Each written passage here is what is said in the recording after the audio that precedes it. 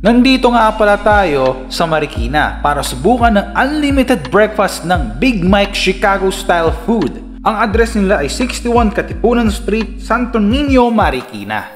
Ang ganda kasi ng post nila sa Facebook, nakakaakit naman talaga.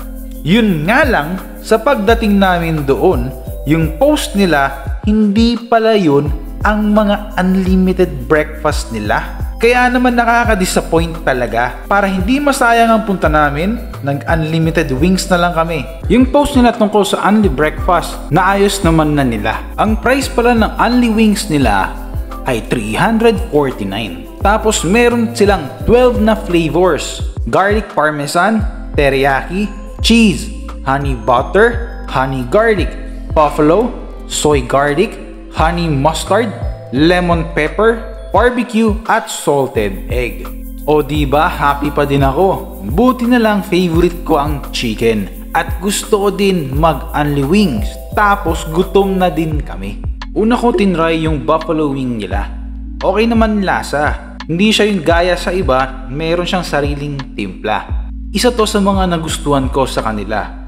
Yung chicken pala nila dito malaki. Tapos bagong luto. Malambot yung wing part pati yung kaduktong niya. Hindi ko alam kung anong tawag doon. Garlic parmesan pareho lang lasa sa iba, nothing special. Hindi ko nalalasahan yung garlic. Salted egg powdered lang din naman. Honey butter nila, paano ko ba explain? Basta hindi ko gusto lasa. Hindi ko nalalasahan yung honey, walang tamis. Honey mustard, wala din tamis, pero meron akong konting mustard na nalalasahan. Ayoko din ito. Inubos pa din namin dahil gusto ko tikman yung iba pa nilang mga flavors. Okay naman ang pagkakaluto ng mga chicken. Hindi ko lang gusto yung ibang mga sauce. Kanya-kanya tayo ng panlasa.